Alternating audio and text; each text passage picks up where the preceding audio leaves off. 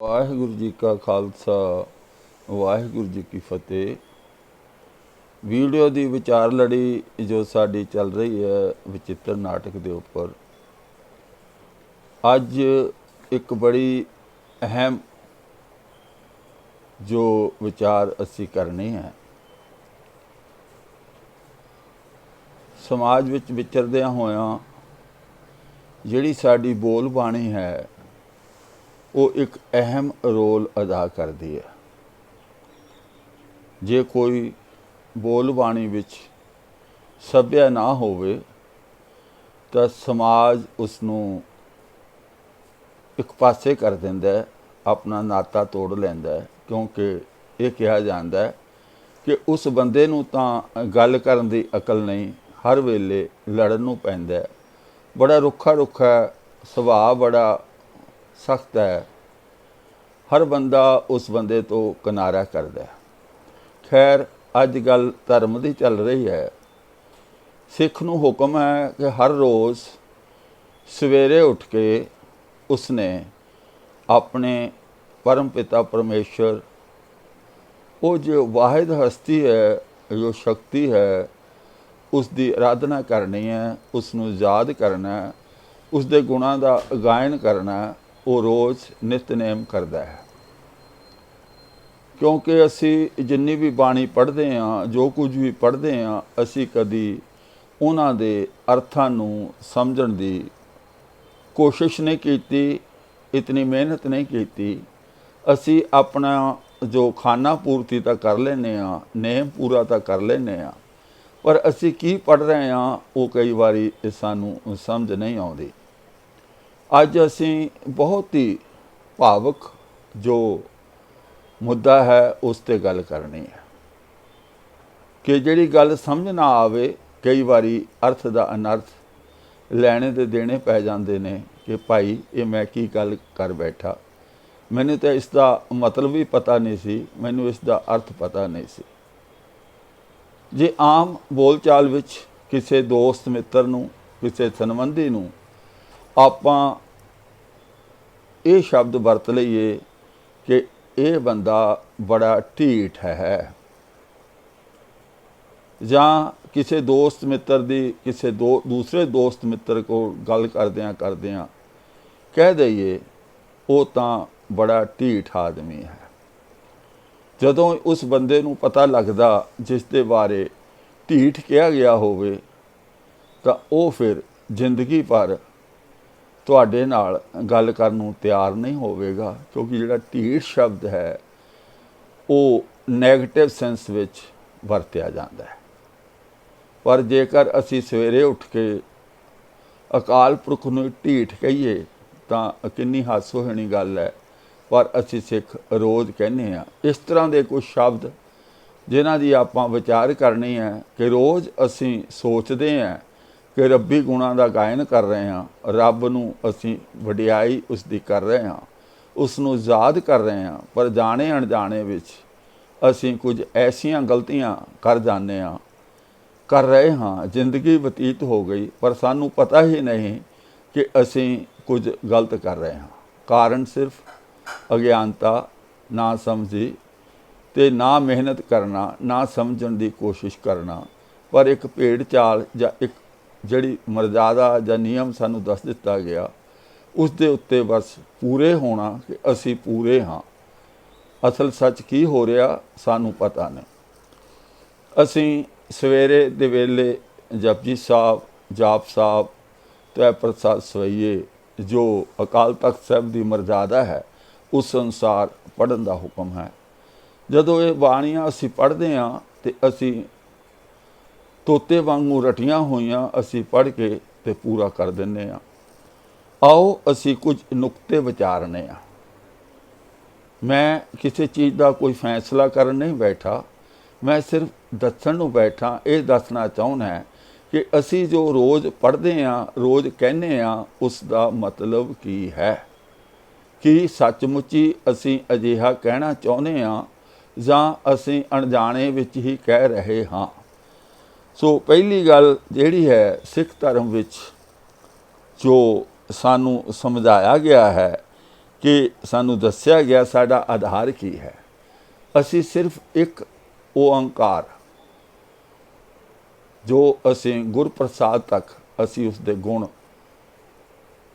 जानते हाँ कि वो सत है, सदैवी होंद वाला है, सारी सृष्टि का करता है, वो निरभौ निर्वैर है, वो डरदा नहीं किसी तो किसी ना वैर नहीं रखता है। वो अकाल मूरत है, अजूनी है, जूना विच नहीं आउंदा, सहभंग। असी मोटा मोटी ये सारा सानू पता है, असी जानते हैं, पर जदों असी पढ़ते हैं की करते हैं। गुरमत का विधान है, देवी देवा मूल है माया, सिमरत सास जे न पाया। ਜਿਹੜੇ देवी देवते हैं ये माया है, असल विच इन्हां दी कोई होंद नहीं है। ये गुरु ग्रंथ साहब जी का विधान है। इत्थे तां देवता कौन है, जिन मानस ते देवते किए करत ना लागी वार। देवता कौन है, जो सच्चे गुणा नाल भरपूर हो जाता है, सच्चे गुणा विच अपना जीवन बतीत करदा है, वो देवता है। कोई अलग पैदाइश कैटागरी ग्रुप देवते नहीं होंदे। पर असी सवेरे सवेरे उठ के की पढ़ते हाँ, असी कहने हाँ सवेरे सवेरे उठ के नमो देव देवे। नमो देव देवे मतलब देवतियां दा देवता रब, भाव देवतियां दी गल सब तो पहला करते हाँ कि देवते हुंदे हन।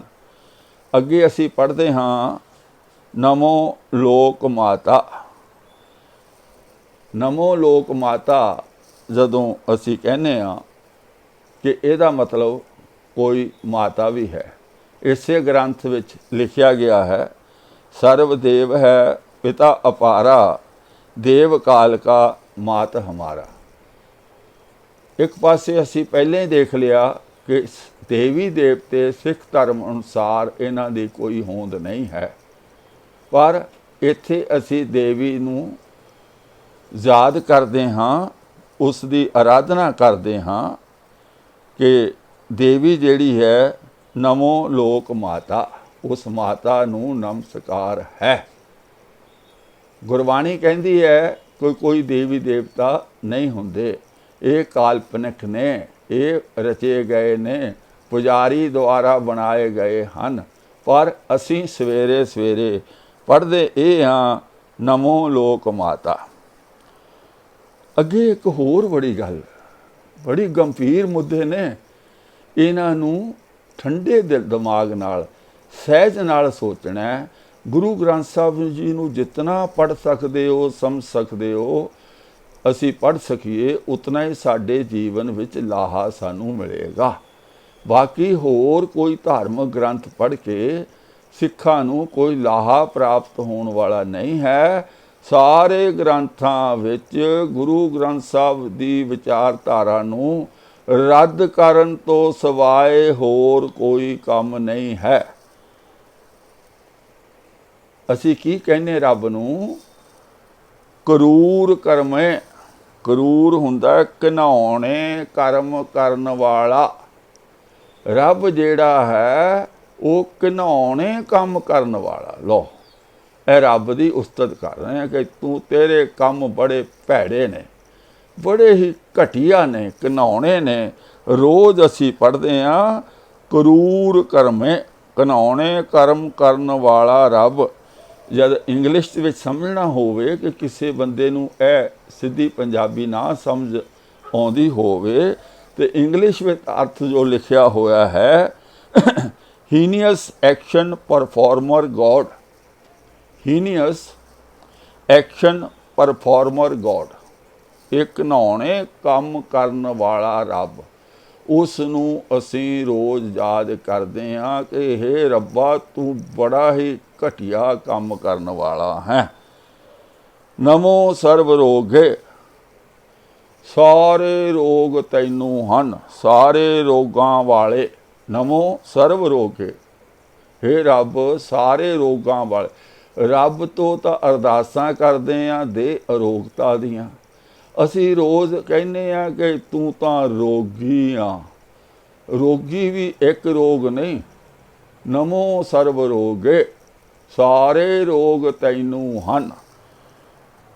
अगे असी की कहने गणी मुल्ख राज है, तू वैरियां भाव गणियां तो कर खराज वसूल करन वाला है।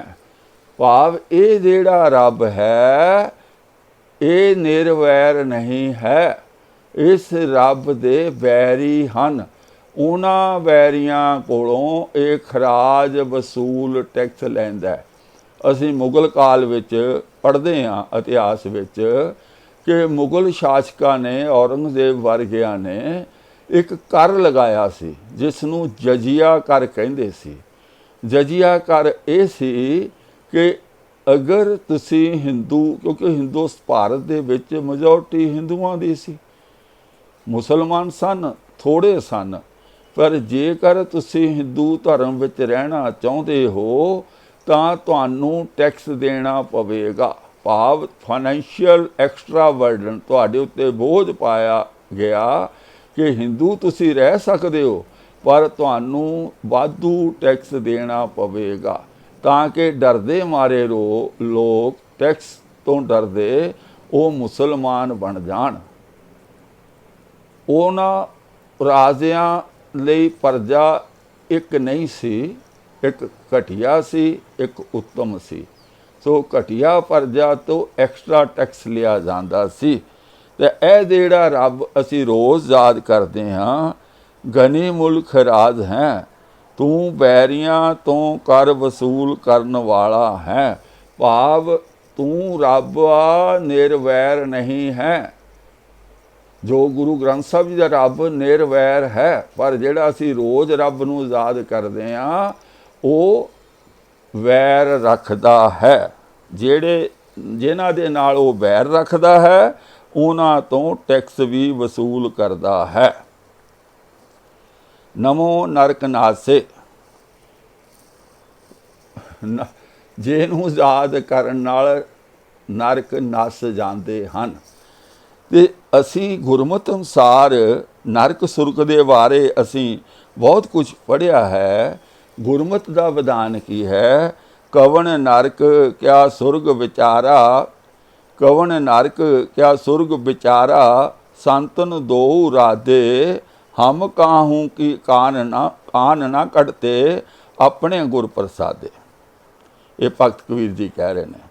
अगे की है, सुरग वास ना वाशी है, डरिए ना नरक निवास। ना सानू सुरगां दी चाहत है ना नरकां दा डर है। होना है सो होई है, मने ना कीजै आस। अगे फिर भगत कबीर जी कह रहे ने, कबीर सुरग नरक ते मैं रहो, सतगुर के प्रसाद। भाव मैनू सच्चा ज्ञान प्राप्त हो गया। सच्चे ज्ञान की बख्शिश द्वारा किरपा द्वारा मेरे मन विचों स्वर्ग नरक का डर पाओ ओदा तौखलापन सारा चुक्या गया। ये भगत कबीर जी कह रहे हैं। पर असी सवेरे सवेरे उठ के ये पढ़ते हैं, नमो नरक नासे, नरक नस जाता। वो भाई असी नरक स्वर्ग का कोई चिंता ही नहीं करते, असी तो नेक काम करने बस, आपे जो होना है सो होई है, सानू कोई परवाह नहीं। यह गुरमत है। गुरमत है डर करके नहीं कुछ करती कि भाई नरक तो बचना इसलिए आ काम करिए ना। यह साडी फॉर्मल ड्यूटी है, साडी प्राइमरी ड्यूटी है कि असी शुभ गुणां नूं ग्रहण करना, उन्होंने याद करना, किसी डर करके नहीं करना। वो पुरानी सिस्टम से कि डरा के लोगों तो काम करना। इत्थे वलंटीयर है, खुशी नाल हैप्पीली सानू सिर्फ ज्ञान दिता जाएगा, ज्ञान लैके असी जीवन बतीत करना। इस करके नमो नरक नासे असी रोज़ पढ़ते हाँ, पर गुरु ग्रंथ साहब की बाणी नरक की परवाह नहीं करती, स्वर्ग का कोई लालसा नहीं करती। हरी फुल चिकन है, तू बैरियां दा नाशक है। पर फिर इत्थे आ गया कि ये जिहड़ा रब है ये निरवैर नहीं है। अंजलि गनी मुल है, तू वैरियां तो ਨਸ਼ਟ ਹੋਣ ਵਾਲਾ ਨਹੀਂ ਹੈ। ਇੱਥੇ ਫਿਰ ਵੈਰੀ ਆ ਗਏ ਕਿ ਨਰਕੰ ਪ੍ਰਨਾਸ ਹੈ, ਤੂੰ ਨਰਕਾਂ ਨੂੰ ਨਸ਼ਟ ਕਰਨ ਵਾਲਾ ਹੈ। ਫਿਰ ਨਰਕ ਦਾ ਕੰਮ ਆ ਗਿਆ। ਵਹਿਸ਼ਤੁਲ ਨਿਵਾਸ ਹੈ, ਤੂੰ ਬਹਿਸ਼ਟ ਸਵਰਗ ਵਿੱਚ ਨਿਵਾਸ ਕਰਦਾ ਹੈ। ਆ ਜਿਹੜਾ ਰੱਬ ਜਿਸ ਨੂੰ ਰੋਜ਼ ਯਾਦ ਕਰਦੇ ਆ ਨਾ ਬੜੇ ਪਿਆਰ ਨਾਲ, ਇਹ ਸਵਰਗ ਵਿੱਚ ਰਹਿੰਦਾ ਹੈ। ਇਹਦਾ ਜਿਹੜਾ ਨਿਵਾਸ ਸਥਾਨ ਘਰ ਕਿੱਥੇ ਆ? ਸਵਰਗ ਵਿੱਚ। ਔਰ ਗੁਰੂ ਨਾਨਕ ਦਾ ਜਿਹੜਾ ਪਾਵਰ ਹੈ, ਸ਼ਕਤੀ ਹੈ, ਉਹਨੂੰ ਸਵਰਗ ਨਰਕ ਦੀ ਪਰਵਾਹ ਕੋਈ ਨਹੀਂ। ਉਹ ਤਾਂ ਸਭੇ ਘਟ ਰਾਮ ਬੋਲੇ, ਰਾਮਾ ਬੋਲੇ, ਰਾਮ ਬਿਨਾ ਕੋਈ ਬੋਲੇ ਰੇ, ਘਟ ਘਟ ਮੈਂ ਹਰ ਜੂ ਬਸ ਹੈ। ਉਹ ਉਸ ਸ਼ਕਤੀ ਦੀ ਗੱਲ ਕਰਦੇ ਆ ਜੋ ਹਰ ਜਗ੍ਹਾ ਜਿਸ ਦੀ ਹੋਂਦ ਹੈ।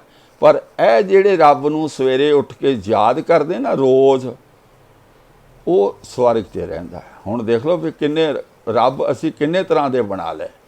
ਸਾਨੂੰ ਸਵਰਗ ਨਰਕ ਵਾਲੇ ਰੱਬ ਤੋਂ ਗੁਰੂ ਨਾਨਕ ਪਾਤਸ਼ਾਹ ਨੇ ਲਾਂਭੇ ਕੀਤਾ ਸੀ।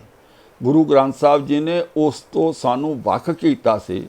ਪਰ ਅਸੀਂ ਸਵੇਰੇ ਉੱਠ ਕੇ ਉਸ ਰੱਬ ਨੂੰ ਯਾਦ ਕਰਦੇ ਹਾਂ ਜਿਹੜਾ ਸਵਰਗ ਵਿੱਚ ਰਹਿੰਦਾ ਹੈ। ਕਿਉਂਕਿ ਮੈਂ ਕੋਈ ਬਹੁਤ ਵੱਡੀ ਹਸਤੀ ਨਹੀਂ ਕੋਈ ਕਿਸੇ ਚੀਜ਼ ਦਾ ਫੈਸਲਾ ਕਰਨਾ। ਮੈਂ ਤੁਹਾਨੂੰ ਅਰਥ ਦੱਸ ਰਿਹਾ ਕਿ ਜਿਹੜੀ ਅਸੀਂ ਰੋਜ਼ ਪ੍ਰਭੂ ਦੇ ਗੁਣ, ਰੱਬ ਦੇ ਗੁਣਾਂ ਨੂੰ ਸਮਝ ਕੇ ਗਾ ਰਹੇ ਹਾਂ, ਅਸੀਂ ਰੱਬ ਨੂੰ, ਰੱਬ ਦੀ ਵਡਿਆਈ ਕਰ ਰਹੇ ਹਾਂ ਜਾਂ ਉਸ ਦੇ ਨਾਮ ਨੂੰ ਕਲੰਕਿਤ ਕਰ ਰਹੇ ਹਾਂ, ਉਸ ਦੀ ਹੇਠੀ ਕਰ ਰਹੇ ਹਾਂ, ਉਸ ਨੂੰ ਲੱਜਤ ਕਰ ਰਹੇ ਹਾਂ, ਉਸ ਦੀ ਬੇਇੱਜ਼ਤੀ ਕਰ ਰਹੇ ਹਾਂ। ਇਹ ਅਸੀਂ ਦੇਖਣਾ ਹੈ। ਅੱਗੇ ਆ ਕਿ ਅਮਿਤੋ ਵਿਭੂਤ ਹੈ, ਤੂੰ ਅਸੀਮ ਸੰਪਤੀ ਵਾਲਾ ਹੈ। ਯਾਰ ਜਦ ਸਭ ਕੁਝ ਇੱਕ ਹੁਕਮ ਦਾ ਹੀ ਕੀਤਾ ਹੋਇਆ ਤਾਂ ਫਿਰ ਉਹਦੀ ਜਿਹੜੀ ਜਾਇਦਾਦ ਗਿਣਨ ਦਾ ਸਾਨੂੰ ਕੀ ਕੰਮ ਪਈ?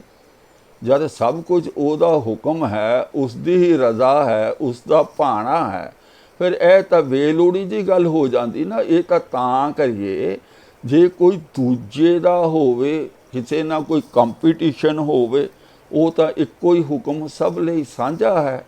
ਤਾਂ ਇੱਥੇ ਕੰਪੀਟੀਸ਼ਨ ਤਾਂ ਹੈ ਹੀ ਨਹੀਂ ਕਿ ਕਿਹੜਾ ਨੰਬਰ 1 ਅਮੀਰ ਆਦਮੀ ਤੇ ਕਿਹੜਾ ਨੰਬਰ 2 ਹੈ, ਕਿਹਦੀ ਸੰਪਤੀ ਜ਼ਿਆਦਾ ਤੇ ਕਿਹਦੀ ਘੱਟ ਹੈ। ਪਰ ਅਸੀਂ ਇਸ ਚੱਕਰ ਵਿੱਚ ਵੀ ਪਏ ਹੋਏ ਹਾਂ। ਅੱਗੇ ਹੈ ਆਜ਼ਾਨ ਵਾਹੂ, ਆਜ਼ਾਨ ਵਾਹੂ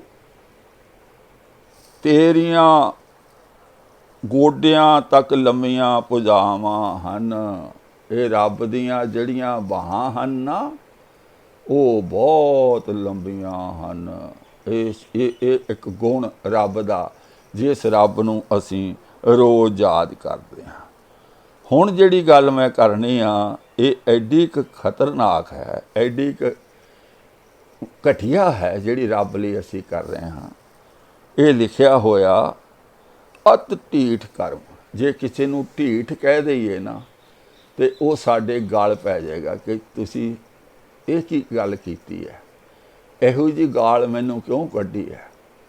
ਪਰ ਅਸੀਂ ਰੋਜ਼ ਸਵੇਰੇ ਉੱਠ ਕੇ ਰੱਬ ਨੂੰ ਕਹਿੰਦੇ ਹਾਂ, ਐ ਰੱਬਾ ਤੂੰ ਢੀਠ ਹੀ ਨਹੀਂ, ਤੇਰੇ ਕੰਮ ਤਾਂ ਅਤ ਢੀਠਾਂ ਵਾਲੇ ਹਨ, ਅਤ ਢੀਠਾਂ ਵਾਲੇ। ਹੁਣ ਇਹਦੇ ਅਰਥ ਮੈਂ ਨਹੀਂ ਆਪਣੇ ਕੋਲੋਂ ਕੋਈ ਨਹੀਂ ਕਰਨਾ, ਕਿਉਂਕਿ ਇਹ ਸੈਂਸਿਟਿਵ ਇਸ਼ੂ ਹੈ। ਮੈਂ ਆਪਣੇ ਕੋਲੋਂ ਕੋਈ ਅਰਥ ਕਰਾਂਗਾ ਉਹ ਬਹੁਤ ਗਲਤ ਹੋਵੇਗਾ। ਪਰ ਆਮ ਬੋਲੀ 'ਚ ਤੁਸੀਂ ਆਪਣੇ ਪਿੰਡਾਂ 'ਚ ਪੰਜਾਬੀ ਬੋਲਦੇ ਹਾਂ, ਢੀਠ ਕਿਸ ਨੂੰ ਕਹਿੰਦੇ ਆ? ਕਿਸੇ ਬਹਾਦਰ ਨੂੰ ਕਹਿੰਦੇ ਆ, ਕਿਸੇ ਸਰਬ ਗੁਣਾ ਸੰਪੰਨ ਆਦਮੀ ਨੂੰ ਢੀਠ ਕਿਹਾ ਜਾਂਦਾ ਹੈ। ਕਿਸੇ ਬਹੁਤ ਸਮਝਦਾਰ ਪੜ੍ਹੇ ਲਿਖੇ ਬੰਦੇ ਨੂੰ ਅਸੀਂ ਢੀਠ ਸ਼ਬਦ ਵਰਤਦੇ ਹਾਂ। ਕਿਹਦੇ ਵਾਸਤੇ ਢੀਠ ਸ਼ਬਦ ਵਰਤਿਆ ਜਾਂਦਾ? ਆਪਣੇ ਆਪ ਸੋਚ ਲਓ। ਅਸੀਂ ਅਰਥ ਇਹਦੇ ਪੋਲਿਸ਼ ਕਰਕੇ ਜਿੱਦਾਂ ਮਰਜ਼ੀ ਜਿੱਦਣ ਨੂੰ ਲੈ ਜਾਈਏ, ਪਰ ਇਹ ਜਿਹੜਾ ਢੀਠ ਸ਼ਬਦ ਹੈ ਇਹ ਪੋਜ਼ਿਟਿਵ ਹੈ ਜਾਂ ਨੈਗੇਟਿਵ ਹੈ? ਧਿਆਨ ਨਾਲ ਸੋਚਣਾ। ਢੀਠ ਕਿਸ ਨੂੰ ਕਿਹਾ ਜਾਂਦਾ? ਬਹੁਤ ਢੀਠ ਹੈ ਤੂੰ, ਬਹੁਤ ਢੀਠ ਹੈ। ਕਿੰਨੀ ਵਾਰ ਮਨਾ ਕੀਤਾ ਵੀ ਸਾਡੇ ਕੋਲ ਚੀਜ਼ਾਂ ਮੰਗਣ ਨਾ ਆਇਆ ਕਰ, ਤੂੰ ਨਹੀਂ ਟਲਦਾ। ਬਹੁਤ ਢੀਠ ਮਤਲਬ ਜਿੱਦਾਂ ਕਿਤੇ ਕਿਸੇ ਦੀ ਪਿਆਰ ਨਾਲ ਉਸ ਨੂੰ ਲਤਾੜਨਾ, ਉਸ ਦੀ ਬੇਇੱਜ਼ਤੀ ਕਰਨੀ। ਚੀਜ਼ ਦੇਣੀ ਵੀ ਹੈ ਪਰ ਉਸ ਨੂੰ ਕੱਖੋਂ ਹੌਲਾ ਕਰਕੇ ਉਹਦੀ ਚੀਜ਼ ਦੇਣੀ ਆ। किन्नी वार कहा वे गड्ढा मंगण आ जाना, गड्ढे नाल दा कट्टा बन्निया होया।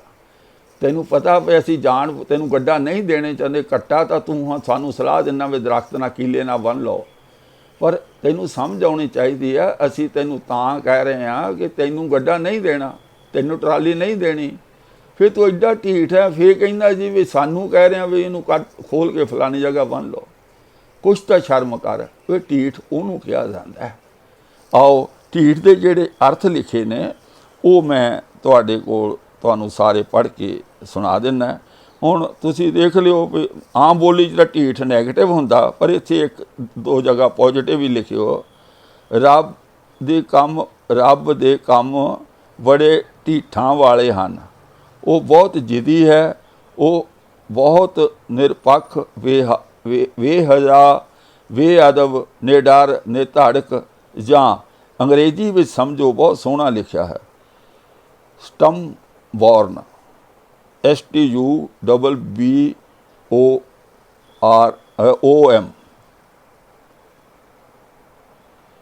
स्टम बॉर्न STUBBORN दा अर्थ है ढीठ। महान कोश चों लिया गया स्टम बॉर्न। सो यह अंदाज़ा लगाओ कि असी रब नूं किहड़े किहड़े लफ्ज़ां नाल याद करते हैं। सवेरे उठ के तो उसनूं ढीठ तक कह दिंदे आ, उसनूं करूर तक कह दिंदे आ, और फिर असी सोचते हैं कि असी रब दे गुणां दा गायन कर रहे हाँ। अरकाले हैं दुश्मनां दा नाश करन वाला है, खल खंडन है तू दुष्टां नूं मारन वाला है, रिपतापन है तू दुश्मनां नूं दुख देण वाला। ये दुश्मन है ने रब दे। और आ एक गल होर सुन लो, बड़ी खास है। वो की है, नमो अंधकारे तू अंधकार है, तू प्रकाश नहीं है, तू अंधकार है। अंधकार वाले रब नूं नमस्कार है, हनेर गर्दी वाले रब नूं नमस्कार है। नमो कलै करता हे कलेश दे मुढ़ पुआड़े दी जड़, रब नूं पुआड़े दी जड़ भी कह दिता गया है। सारे पुआड़ियां दी जड़ कौन है? रब है। असी साफ सुथरे हाँ। नमो कलै करता हे कलेश दे मुढ़ पुआड़े दी जड़, रब जी तैनूं नमस्कार है। ते आ असी रोज़ सवेरे उठ के नितनेम जिंदगी भर करते हाँ। जे तो इंज लगता है कि भाई यह गुण सारे पॉजिटिव है, फिर तो कर ही रहे हैं, करी जाओ। तो जे लगता है कि किते कोई गलती हो रही है, ये गलती क्यों किवें होई, यह विचारन का विषय है।